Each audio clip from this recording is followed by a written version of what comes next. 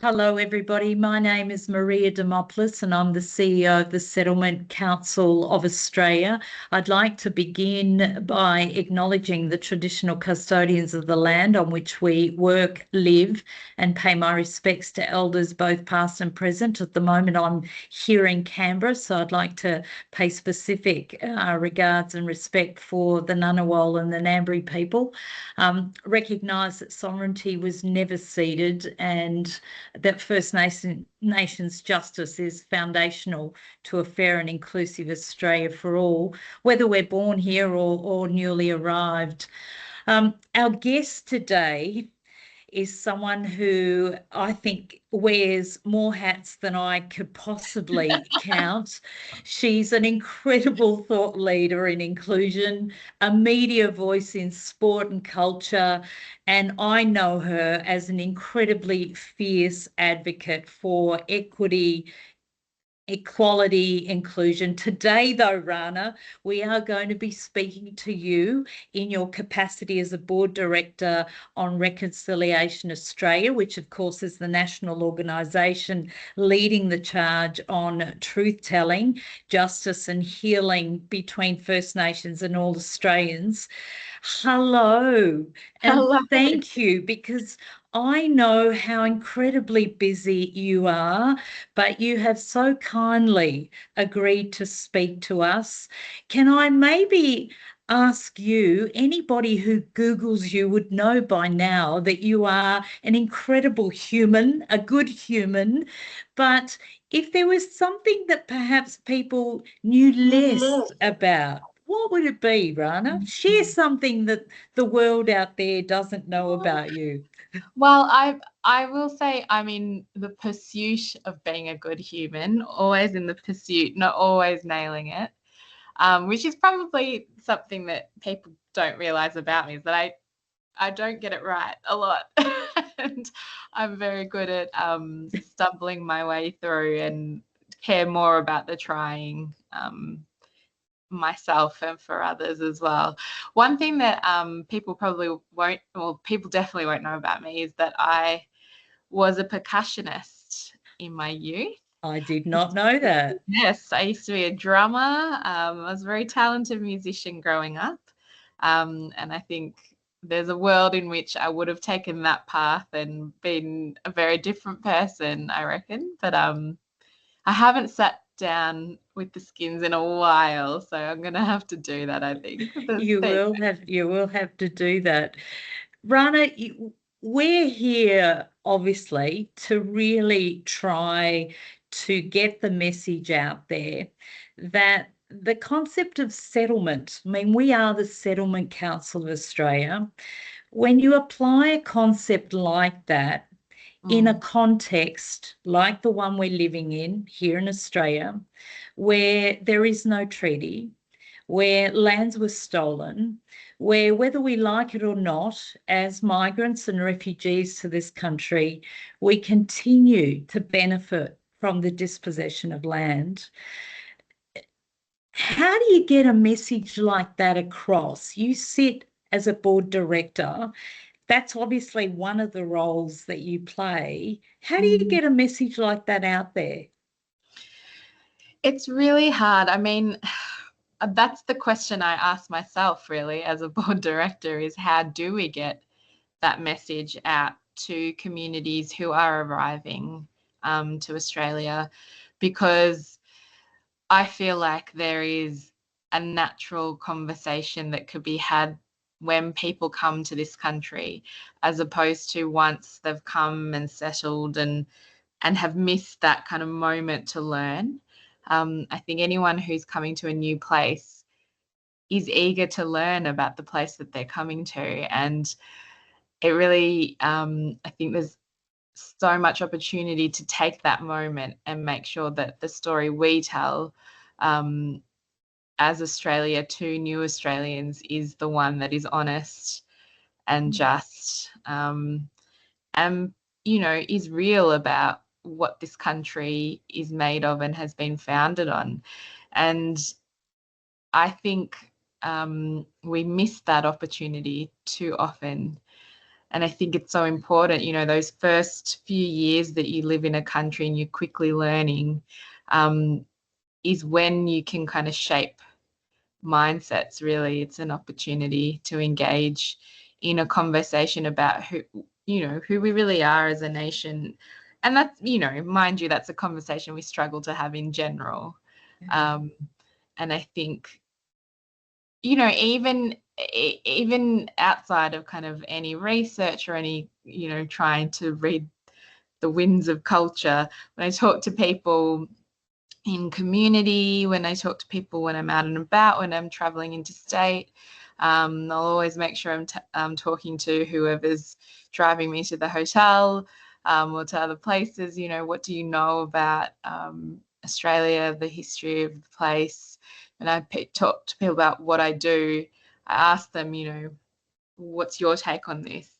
And so often it's a really lovely conversation with people with varying, you know, degrees of understanding, who are actually willing to lean in and listen, because no one's ever really reached out to them or gotten through to them with a meaningful conversation about, you Do know. you remember the first time? Because I always recall, you know, I was 8 years old when I came to Australia, and my experience, I suppose, as a racialized settler was hearing Mum's response to yet another chorus of "Go back to where you came from." This time she responded by saying, "Well, you better go back to where you came from, because it's not your land either." And so from a very early age, I suppose I grappled with this idea of what did that mean? Do you have any early memories? Very similar. I was raised by parents who had migrant parents from India. They came in the early 1970s to Australia, and they had a degree of understanding that they were coming to a colonized country. And I would hear my mum make similar comments, funnily enough. I think I'm the youngest child in the family, so I think by the time I came around, you know, mum was, you know, mum had been here for quite a while and sort of understood the politics of the place. And I would often hear, you know, if I was coming home with stories of racism that I was experiencing, Mum would say the same thing. Well, you tell them to go back to where they come, or do you know, you know that this isn't their land either. They don't own the place. They've come here just like we've come here. And so I was, you know, from a very young age as well, raised with that kind of a politics. But I also was lucky enough to go to a school that was comfortable to also teach us from a curriculum point of view, which I've come to realize is, you know, has been a huge privilege, that most Australians have not had that kind of education in their schooling, although that's changing. I was taught, I mean, you know, I now that I look back on it, there was still a lot missing, or there was probably further it could have gone, but I was definitely taught about colonization and the founding of this country through the lens of, well, it was actually erasure of culture and First Nations people. So in that sense, I've been really lucky to actually grown up with a conversation about colonization. And do you think that helps, like that shared experience? Because as you said, your family understood colonization and its devastating impacts. Does that provide, do you think, a natural alliance? I think so. I think there is a natural allyship there, particularly for migrants who've come from colonized countries. And my family did from India. You know, there was a through line there for them, and at least an understanding of what that looks like and what that feels like for a country and a people. Um, they they also, and I only learnt this much later in life, like I reckon a year ago, really, from my parents. I can't believe they never shared this with me, but that when they chose to come to Australia, or they applied to a bunch of different countries, Australia accepted them. You know, people in India said, okay, be careful though. Like, you know how they treat people like us there, which is a really confronting thing to hear, and understand that even, in the city that my parents are from in India, that was the narrative around who we were as a country. That's really a hard pill to swallow, but that they had heard that coming in. And so I just think, wouldn't it be great if migrants coming in could hear, yeah, this is how we have treated our traditional owners, and here's where we're going now, and here's the work that we're doing, to make this a much safer and just country. So the motivation then, you put your hand up to be a member of another board, I imagine. Why? Why is this a priority for you? I was really honoured when Reconciliation Australia's past co-chair, Melinda Salento, sort of asked if I'd be interested to join. And it was just post-referendum, which is a really weird time to join a board that's going to tackle reconciliation. But it's kind of the reason why, that I think it's the thing that tipped me over. I think it, in a moment where the whole country, many of us across the country, were feeling devastated by the referendum results, I looked at the statistics and data around who was voting no, and there were large swaths of migrant Australia, multicultural Australia, if you want to put it that way, that were voting no. And I saw it play out in a lot of the communities I spend time with, that there was so much confusion around what a voice to parliament was going to mean, and there was a lot of fear around, I've come to this country and I want to fit in and I want to belong, and is this going to be the thing that divides us? And, I'm just trying to get by, or I'm just trying to find my way through, and I don't want to be part of something that's going to make this harder. I've come here for a good life, a better life, for thriving. I'm not going to vote for something that might muddy the waters of that. And that was very, in my opinion, very ill-willed politics at play, and it broke my heart. And I just thought, right, reconciliation, I think, for a long time has been a conversation between white Australia and Indigenous Australia, and I think the reality is it has to be a conversation with non-Indigenous Australians of all kinds and Indigenous Australia. And so for me, it was like, okay, I can be devastated by this because in my opinion, the voice to parliament was a way forward for us as a country. Okay, if we didn't take that moment, let me commit myself to being a bridge for new communities. And do you see good examples, good practice examples where that dialogue is happening? Absolutely. And I think where I've seen it, I mean, it's largely through your own work, Maria. You're an incredible leader, and to galvanize communities and those kind of kitchen table conversations, you're in community, where people actually get to ask the questions that confuse them, and get some answers. I think, Roads to Reconciliation, and conversations like that have been really powerful and meaningful. And I think where that has happened and where people have been met where they are, is where those shifts do happen. It's the kind of mass media disinformation that I think, rip shreds through what would normally be kind of decent civil conversation between communities. And so I really believe in the grassroots, place-based approach where people can gather and have those conversations person to person, that real human connection. And when you do, it's really hard to actually misunderstand what is being asked of us, which is something that's very collective. That's, reconciliation and truth telling and treaty is saying we need to reconcile this and need to make sense of it and make amends so that we can all go forward together.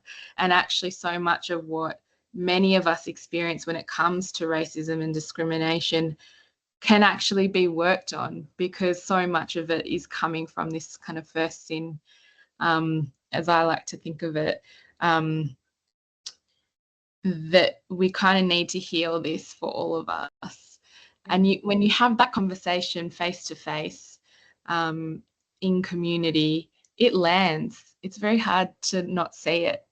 And so I think that's where the work has been amazing. And yeah, credit to you, honestly, for the way you've been able to lead those conversations. Well, it's always a collective effort. I'm very interested, Rana, because you are someone that is a deep sort of proponent of the value of different fora like sport, for example, to bring communities together. Do you bring these worlds with you when you are going out there talking about the importance of engaging the oldest living culture on earth? You know, do you use these platforms as well? I try to. I hope that I do. And you can dial up and down where you need to. But I'm really lucky that now when I walk through a door or sit down at a table, I'm not just Rana, child of Indian migrants, Muslim. I'm also, Rana who's worked in sport and loves her sport. And when that gets to be the thing, there is something about sport in particular that just makes conversations a bit easier when you can connect. I mean, it's connection. And so I like being able to turn up then in sport and also talk about a conversation about reconciliation, or be able to support, organizations that I work with to consider what their role is. And it was so nice to be at the long walk recently, at the Dreamtime at the G game, Essendon versus Richmond, and marry those two loves for me. And I often wonder what is the role of industry like sport, and I could sort of see it playing out that night in very real ways. To see the MCG filled with Aboriginal and Torres Strait Islander communities in a way that you just don't see that at other games. That in itself is a reminder of, quite what a segregated country we sometimes are, and that it doesn't take much to shift that either.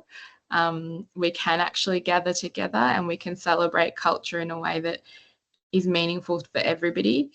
And I just can't think of other places where that is demonstrated so well. And so, yeah, I like to kind of make sure that whatever room gets Rana gets all of Rana, all the different hats. Yeah. Well, and all of Rana, because you mentioned multiculturalism, one of the things that I think we need to explore more is the role of faith organisations in promoting reconciliation as well. And I'm very aware of the leadership you've shown in the diverse Muslim communities around the significant leadership that can be shown by faith communities. Is there anything you want to say about that? I mean, well, firstly, if there are faith communities listening, I would love to actually support them and help them and show way more leadership, because I don't feel like we've even scratched the surface. But I think that's one thing I've seen, particularly during the Voice to Parliament conversation. I have seen faith communities step up and step into this space in a way that I hadn't before, which was really heartening. And again, I think for so long we got told that, anyone who feels other in this society gets told that or gets the feeling that they're not Australian, and so these conversations aren't for them. You know, it's not a lack of interest, it's just that sense that this isn't a conversation about us or for us. And, you know, what I would love to say is, no, we absolutely have a right to be part of this conversation. In fact, we must be. And we have leadership that we can show and be part of. You know, it's like putting every brick in place to build the thing. We need to put our brick in place as well. And you're certainly contributing to that, Rana, who's saying if there's one simple thing, there's lots of newly arrived communities listening to this, settlement services listening. If there's one thing that you think we could do, what would it be to really enhance those efforts to genuine, meaningful reconciliation in this country? I mean, it's really simple. There's always, like you said, there's a million things you can do, but we need to learn. If we don't already understand, and there's always more to understand. So we need to commit to learning, doing our own research, talking to people, but really understanding and getting our heads around the history of Australia, which is the fact that it is a settled country and there is a history of thousands and thousands of years of traditional cultures here. And that we before colonization, we were a multicultural society. It just was many and varied languages and cultures that lived together for thousands of years. So lean into that education wherever it comes. You're an inspiration, Rana Hussein. You're compassionate. You're called to embrace social justice, particularly for First Nations communities, is genuinely incredibly inspiring. I want to thank you for taking the time to speak with us today. Good luck. We will be following up with you, you can be sure, because I think the settlement sector has really started to embark on something that I think can be quite transformational. I think it's amazing what you're doing, and thank you so much for having me. Thank you, Rana.